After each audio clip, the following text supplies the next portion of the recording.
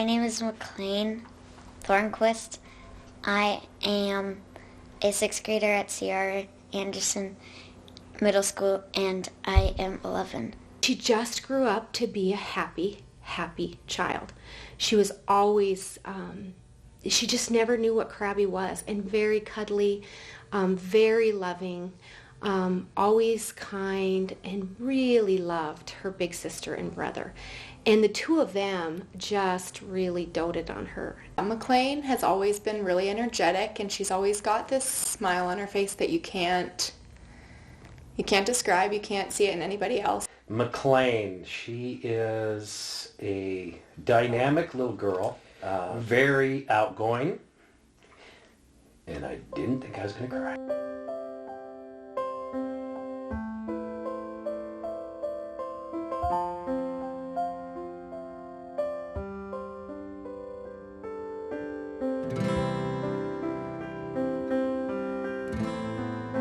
I was 8 years old when I was diagnosed with Ewing sarcoma. So McLean started complaining about an arm ache probably in July of 2010. And unfortunately, I think as parents, sometimes we dismiss aches and pains as growing. You know, you're growing, you're going to be okay. And finally in August, Greg took McLean to the doctor, and they did take an x-ray of it, and they didn't find anything. And the doctor said, unless it turns red or unless you see something, you know, it's just probably going to go away. McLean was complaining of an ache, she was calling home, calling to come home. The school was calling us, you know, McLean doesn't feel good, her arm really hurts. And so, but unfortunately that didn't rattle my cage. I was in the third grade at Hawthorne, and my arm started to really hurt. So I told our secretary at the school. School secretary called me one time and said, you know, Cynthia, I think McLean just doesn't like substitute teachers because she always has an arm ache when there's a substitute teacher. And I said, yeah, maybe. I mean, I considered that as being one of her ways of coming home as well, because, you know, it's not unusual for children just to want out of school. So finally, one night in November, McLean had cried. Greg and I had gone out for dinner and we got home, and McLean had been crying a long time. And Keenan looked at us and said, you've got to take her back to the doctor. It didn't get any better, so we just kept watching it, and finally McLean started crying because it hurt so bad, so we took her in again. And when we went in there, Dr. Keefe right away looked at her arm and said, so McLean, where does it hurt? And she touched her arm and said, this arm feels different. I feel something in here. And my heart started to sink. And she ordered an x-ray, and I said, well, there was an x-ray taken. She said, well, I want another one. So she ordered the x-ray, came right back. The nurse came in and took McLean, and Dr. Keefe said, I think it's a tumor. And I said, cancer? And she said, yes. She said, I'd be surprised if it's anything else, but we'll confirm it. It's a weird feeling because you start to feel, have that out-of-body experience. But I remember Erin was Dr. Keefe. We call her Erin now because she became a part of our family. She started making all sorts of calls. She wanted an MRI that day. McLean had her x-ray. Erin came back with it, showed me where she thought the mass was, and of course, to the untrained eye, you can't really see anything. But I took McLean back to school, and like all parents, you start looking on the web for answers, and they're not very positive. Cancer is a terrible disease, and there's no cure. So you spend a lot of time doing that, and then we had to call the kids. And I got a text from my mom and said, we need to talk, come home right after school. And I was like, oh, forgot to put my bowl in the dishwasher this morning and rinse it out. Probably going to have to go do that. I was in Spanish class. I remember my sophomore year I was in Spanish class, and my mom and Greg texted me and told me to come home right after school, and I thought I was in trouble, but I got home and they were both on the couch crying, and I kind of thought someone had passed away, but when they told us that they had found a tumor in McLean's right arm, it was real, and We didn't know right away that it was cancerous, and that night Dr. Keefe, our pediatrician, came over and told us that they had found cancer in her arm as well as the tumor. She came to the house here and we met as a family, and so she informed us that it most likely was cancer. I mean, My sister and brother and I were in my parents' bedrooms eating and watching a movie. So she told my parents then, and my parents told me after my doctor left. And they had us come out, and she said, McLean has cancer. And then look.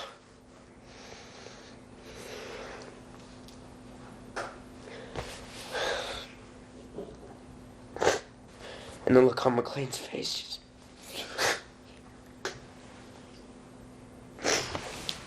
That time and those days just really are a bit of a blur because you're having this out-of-body experience.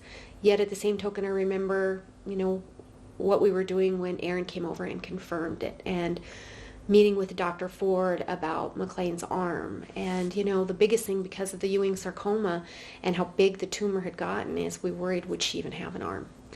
So there was lots of those things running through our head, and I never went back to work. I went in at 7 o'clock the next morning and cleaned up and wrote emails and apologized, and just then just had to get into what do we do next? While Ewing sarcoma is a cancer that could be treated here in Helena, the extent to which the cancer had destroyed McLean's arm, she was going to need surgery. shortly after that was right around Thanksgiving, we made plans to pack up, Cynthia and I and McLean, to go to Salt Lake to Children's Hospital and meet with the oncology doctor there, as well as the surgeon, because it was the bone cancer in her right arm, to see what the protocol would be. When we found out, our whole world just turned upside down.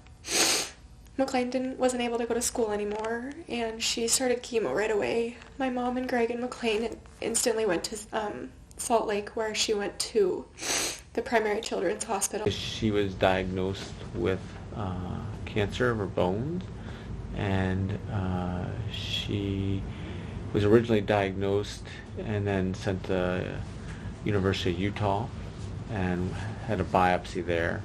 And then with her kind of cancer, people need chemotherapy first, and then that's what she came back for, so she could be at home. And then she went back there to have her surgery. Little kids are a little more resilient than adults, but her in particular was a very rough treatment. So every regimen, depending on the different cancer, is different. Unfortunately, hers is a pretty rigorous, pretty tough treatment, and I think that so it takes a fairly heavy toll. I think. It takes a whole toll on her emotionally. It takes a toll on the whole family. We'd cry, but as parents do, you try to be positive, and so she remained, fairly positive. It definitely was one of the, those things where you look back and go, wow, how did I stay upright during all of that? But that's when I started writing, and that's when I started journaling on CaringBridge. And it was really very helpful for me to put it out there.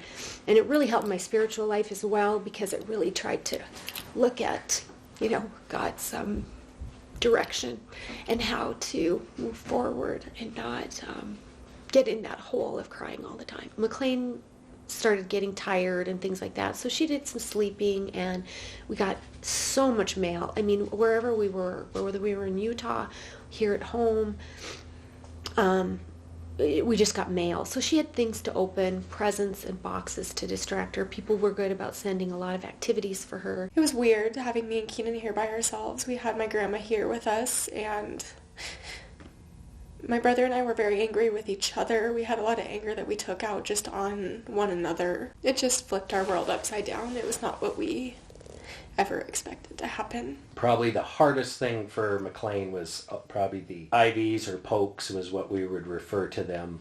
Constantly getting poked, so that was probably the hardest thing to see. And then with chemo, your blood counts come down. But I didn't like using nummy cream, so I just got poked without it being numb. The truth is, I guess from my experience having done a bunch of chemo myself a long time ago, that is a roller coaster ride. It is a real big roller coaster, and you feel good and then you feel terrible, and then you feel good or a little better and then you feel terrible again. So when she was at home, we would have to give Neupogen shots here. Cynthia, she did it one time, and that was the end of that. So Dad had to step up and take that role. So that was never easy to do because McLean knew she had to do it. That was one thing that was never easy, is to have to give your child a shot in the leg.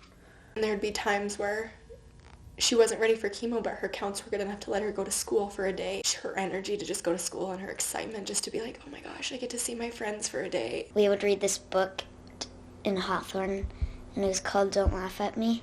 I would start crying, and they would always just wonder I was crying. She was gone a good part of 3rd grade, and then she was gone again at the beginning of 4th grade. We did a lot of correspondence.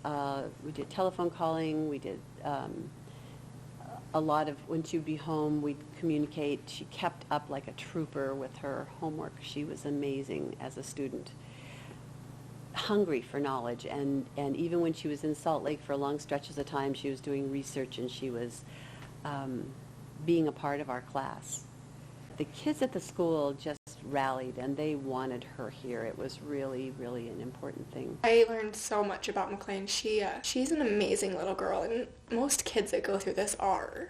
Like I said, she's just so positive. She would have chemo. She would have 6 more after that, and so instead of looking at it like, shoot, I have 6 more, she would be like, okay, this is 1 more down, now I'm down to 5, and she would always just be so positive about that. You know, everybody was very protective of her, especially Keenan. Like I say, when I had Keenan, he was just so protective of his little sister and so loving. After she lost her hair, someone had given her a sticker book that you would transfer stickers onto the various pages. She and I decided it would be fun to decorate her head with these stickers on the top of her head. So we had an eye and a mouth and a mustache and nose, and so that was quite entertaining with the with us and the staff. They had to take out my right fibula and use it for my arm. The surgeon showed us basically the bone was about the diameter of a pencil at that time. So they took out a section and then dropped her collarbone and shoulder blade down to tie into that. And so she was immobilized for quite some time and then had to do rehab and therapy. A period went by and we noticed that the screws which were used to hold the bones in place were backing out, and subsequently we had to do the surgery again. The plate was bent from doing physical therapy. And so they took the fibula from her other leg to replace what was failing. And at that time, the surgeon also took a section of veins, I guess, to create a bloodline to feed that bone so it would grow. We had a plastic surgeon this time, so I tell everybody that I've had plastic surgery. McLean has a wonderful sense of humor. She does have part of her leg in her arm. I was teasing her one time. He said, when I play kickball now, I'll hit with my arm because my leg's in my arm. Also, she always wanted to play soccer. And I think I also said you'd be the only one on the field that would be able to use your hands because they can't deny you that your leg is in your arm.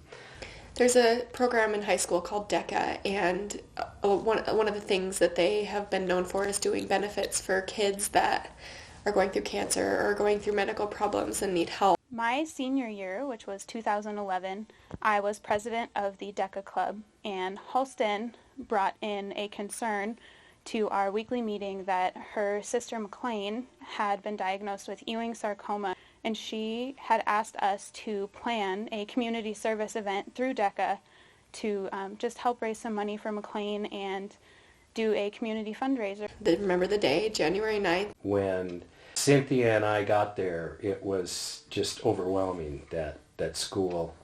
So many people came, and it's just a true indication of community. So it wasn't until that day when I walked in and saw hundreds of people and, received so much outpouring that I knew the magnitude of what she had put together, and it was pretty amazing. You've heard of a lot of benefits in this town, but she raised $20,000, and it was huge for our family. The community of Helena was a vital part to the success of our benefit. Not only the people who attended the benefit, which were just copious numbers, but also the people who donated to the silent auction and other various things that we needed, tables or carnival games. I remember one thing that was really cool. We did a radio ad with a local Helena radio station, and just giving a shout out that this was happening, advertising for the event. And then also the cool thing that happened with that was we actually had businesses and entrepreneurs in Helena calling us to say, we have this to give to your auction and we want to donate to you. It just shows the power of community and the power of Helena to stand behind not only its friends, but really the children in this town. The morning of the benefit, I woke up and I thought to myself, I wonder if I'll shave my head today. It crossed my mind, but it wasn't really a serious thought. I didn't take it seriously. And at about 3 o'clock, when the benefit was probably 2/3 of the way over, my good friend Emily came up to me and she asked if I would announce that her and 2 other girls were going to shave their head for McLean. And I looked at her and I was like, well, I want to do it. I want a part of the action. A couple girls mentioned if we raise $5,000, we will shave our heads. And then $5,000 more got more girls to shave their heads, and it just kind of kept going. Our good friend Chrissy Romano shaved heads. I don't think she ever anticipated that she was going to be cutting so much hair. And one young man volunteered to shave his head, and as she got about half the hair removed, her clippers decided that they had enough, so he had to wait it out until she was able to get up and running again. But it was just amazing that how many people came and showed their love and support for McLean and us. And it doesn't look like it now, but at the time I probably had mid-arm length hair, so it was a bigger deal. But we got that money in probably less than 4 minutes. I can't even explain the feeling that it was to be in solidarity with McLean. And as a woman, it's a bigger deal to not have hair. And McLean is such a brave young woman, and it was an honor to be able to walk in solidarity with her. And after the 4 of us shaved our heads, we actually had 9 other high school girls come up and say they wanted to do it, which still blows me away to this day. So we, at the end of all of the shaving, had about $5,000 in the bucket. We had 13 very happy and extremely beautiful women walking around saying bald is beautiful, and I wish McLean could have been there, but we actually all went over to her house and had breakfast with her afterwards. We had a Baldies reunion a year after, and it was really just a really simple way that we could stand with McLean in showing her that being a beautiful woman isn't in your hair. It's not what you look like. It's how strong you are. And she is an incredibly strong woman.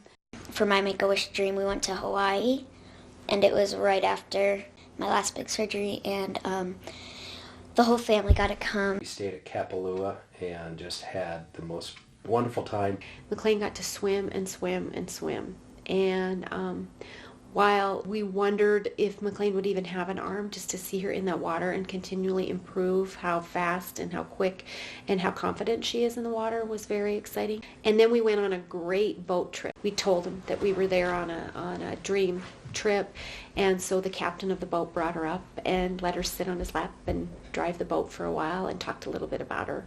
McLean, she was on cloud 9 the entire time we were there. It was just, a really, really nice getaway. After everything had gone on, we hadn't gone on a family vacation.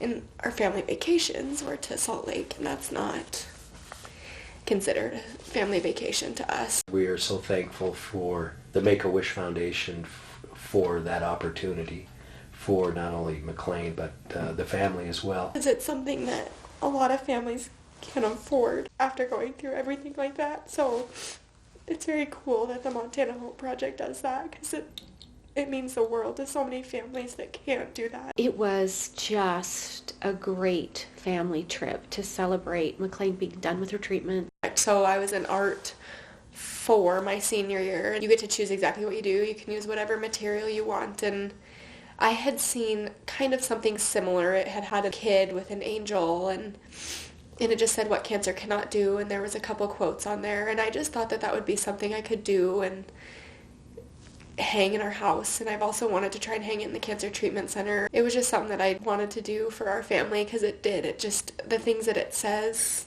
it doesn't do that to your family, and it brings your family so much closer, and I surprised my family with it. I didn't know how many cancer families there were, and it really affected my outlook in, we all want to help people, but it really affected how I want to help people. At Carroll College, we have a great community of people that reach out and help anybody in need. But when you're on the other end of receiving it, it's amazing how it drives you differently to make sure you're helping more people and helping people all the time. And it made me question, what else can I do? So those are the direct effects that still are lasting because of that. And that's what prompted me to start Go for the Gold. I just wanted to raise money to help families without a lot of paperwork and without a lot of question, whether they need money for bills or money for gas to get to and from some of the larger hospitals that a lot of families go to for treatment. That organization was started in September of 2011. So that was kind of what helped me feel like, as I moved forward and the community reached out to us in amazing ways, that I could reach out to others after when we got through our initial journey of treatments and things like that.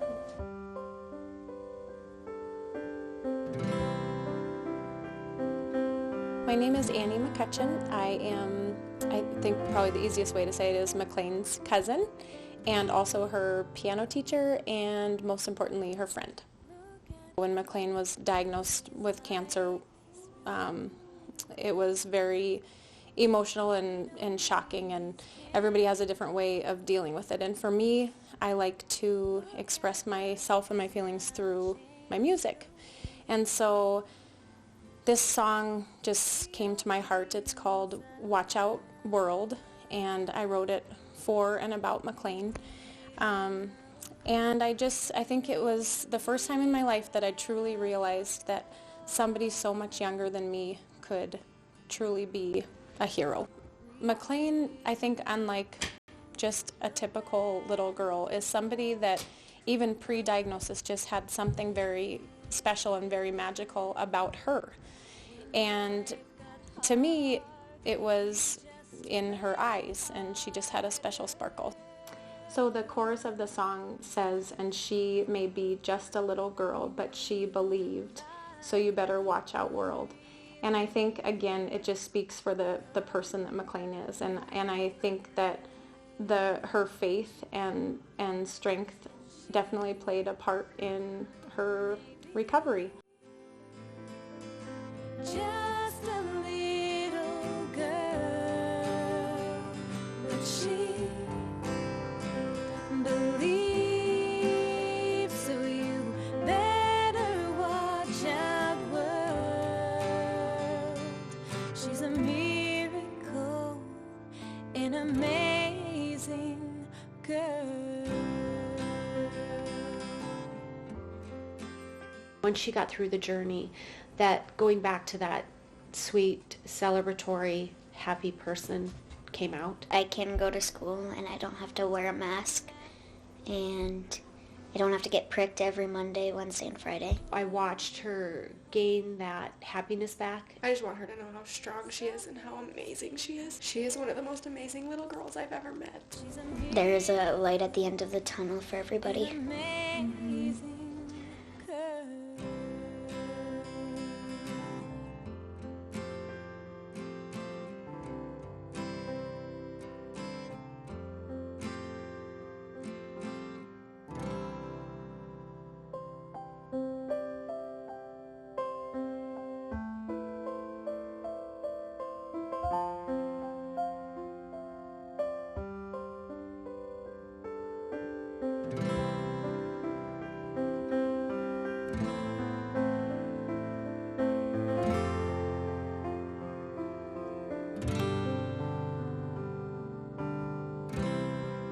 at her eyes light this room.